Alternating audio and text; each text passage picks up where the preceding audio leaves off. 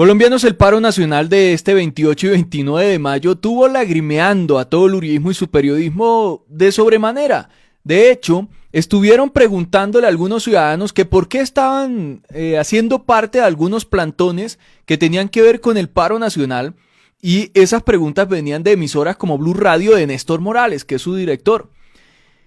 Y un ciudadano paró fuerte a estos periodistas dirigidos por Néstor Morales porque la reforma laboral también beneficia al sector trabajador de los medios de comunicación, donde lamentablemente se genera mucha explotación laboral y explotan a esos periodistas. De hecho, en la época de Vicky Dávila en la revista Semana hubo comentarios y denuncias sobre que ponían a periodistas presuntamente a trabajar más de lo que estaba establecido en su contrato. Presuntamente nunca llegó a investigarse nada, y pues muchos de estos periodistas, por miedo a perder su trabajito o por miedo a que les bloqueen cualquier opción de trabajo en otros medios, porque entre ellos se hablan los dueños de estos medios y bloquean a cualquiera que se atreva a denunciar, pues no denunciaban.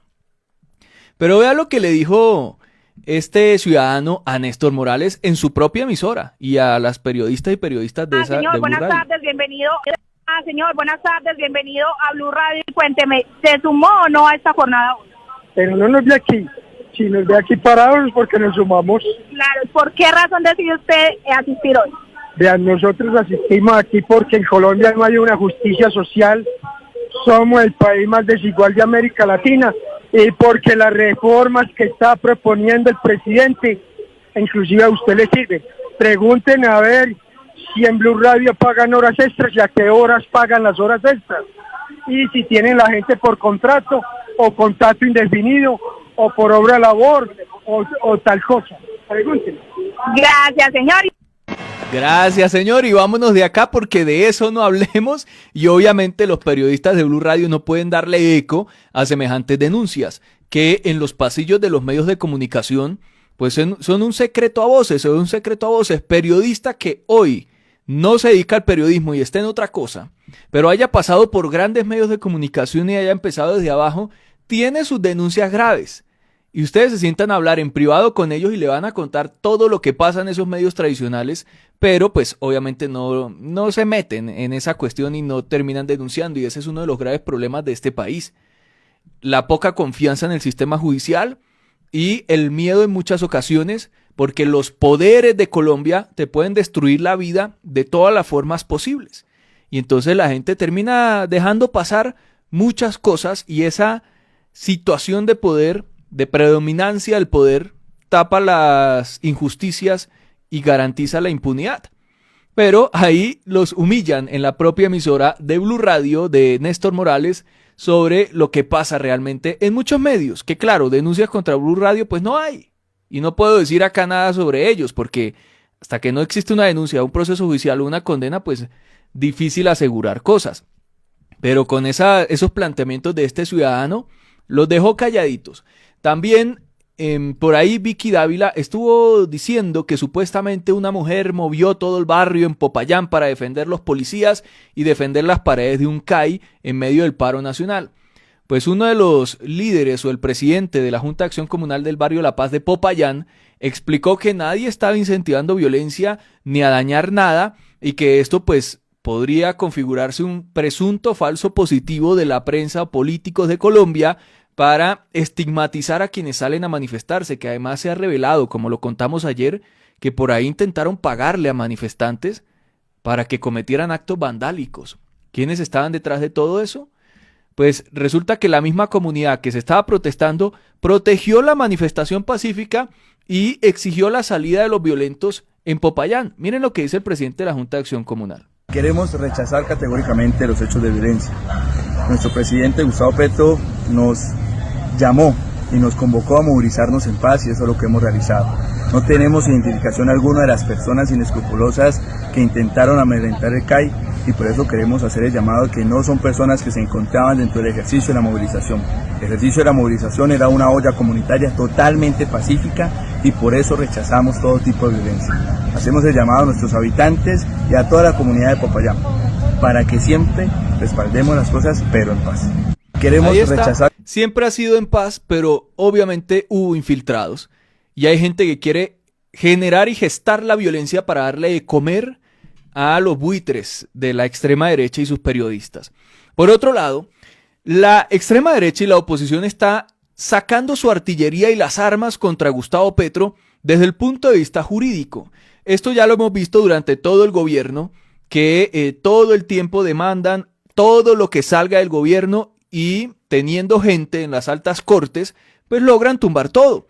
Y de forma a veces bastante preocupante para el país que jueces o magistrados tomen decisiones que en mi concepto jurídico van en contravía de la Constitución y las normas. Eso pues genera preocupación y eso ha pasado, según mi concepto y mi opinión, en el Consejo de Estado. Y de sobremanera, que el presidente del Consejo de Estado sale en todos lados, en todos los medios de comunicación, a hacer política contra Petro y eso a nadie le preocupa y le causa preocupación. No les causa preocupación a todos estos uribistas. Claro, ¿qué les va a causar? Y a los periodistas, ¿qué preocupación les va a causar si están tomando decisiones para darle de comer a ellos contra el gobierno de Petro? Pues según algunos medios, el uribismo prepara lo que han denominado una artillería jurídica. Y a mí me llama la atención esto porque qué dictadura tan curiosa en la que vivimos, donde se puede utilizar las herramientas jurídicas y nuestra constitución para hacerle oposición al gobierno.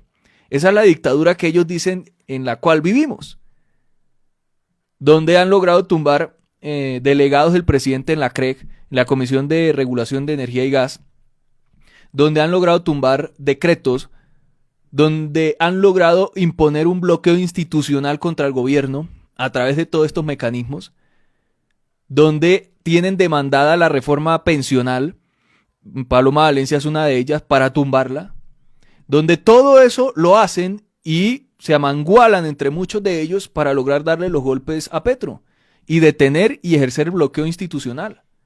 ¡Qué dictadura en la que vivimos! Si no como lo dice Álvaro Uribe Vélez, que vivimos en una dictadura. La pugna entre el petrismo y sus opositores que venía desarrollándose en las plenarias y comisiones del Congreso, no. La pugna no se ha desarrollado en el Congreso. Ellos han bloqueado desde el Congreso y han atacado desde lo jurídico. Se trasladará durante las próximas semanas a un nuevo escenario, el de los estrados judiciales. La sucesión de jugaditas de parte y parte escaló a una confrontación por su legalidad, por lo cual ambos sectores se mueven para dar el primer golpe e incluso medir el respaldo que tienen en ciertas jurisdicciones. Dar el primer golpe, ahí sí se descachan los de este medio de comunicación, porque los únicos que se dedican a hacer eso son los de la oposición. Petro se ha defendido ante el fraude, ante la trampa y ante todo lo que tratan de hacer para evitar que bloqueen al gobierno. Los detractores de la administración llevan la delantera en la materia. Pues obvio, porque tienen gente en las altas cortes. En la misma Corte Suprema de Justicia, Gerson Chaverra no ha ido a hacer política con su discurso. O en la Corte Constitucional, Ibáñez, el presidente de la Corte Constitucional puesto por Duque, no ha salido a hacer política también. El año pasado sí, se inventó unas chuzadas que terminaron en nada. ¿Y qué pasó con esas supuestas chuzadas? Y es el que presentó la ponencia para tumbar la reforma pensional con argumentos insulsos, vacíos, simples. ¿Qué me dicen de eso? Pues obviamente la oposición va ganando en ese terreno, porque tienen a las altas cortes. Y de ahí el desespero de Germán Vargas Lleras y de todo el uribismo, porque Petro, haciendo uso de sus obligaciones constitucionales, pueda presentar una terna, que ya la presentó y ya se eligió el magistrado, para magistrado de la Corte Constitucional. Ahí andaban hablando también de dictaduras con eso. ¿Por qué si para ellos eso es una dictadura, no modificaron la Constitución antes? Porque antes sí les servía tener a todas las altas cortes. Y por eso Petro llega al gobierno y no todos esos magistrados vienen de esos gobiernos anteriores y no los puede cambiar. Pues durante todo el periodo han demandado nombramientos, particularmente cargos diplomáticos o designaciones del presidente en la CREG, proyectos de ley como la reforma pensional y partes del plan de desarrollo y la reforma tributaria. Todo eso lo han tumbado, todo. La reforma tributaria, la mitad la tumbaron y favorecieron a megacompañías multinacionales y generaron un problema para Colombia que hoy estamos luchando contra ese problema, como el déficit fiscal, por ejemplo. Y ya que toco ese tema, el gobierno toma una decisión a través de unos decretos para adelantar el impuesto de renta del año entrante y así poder mover la caja y solucionar problemas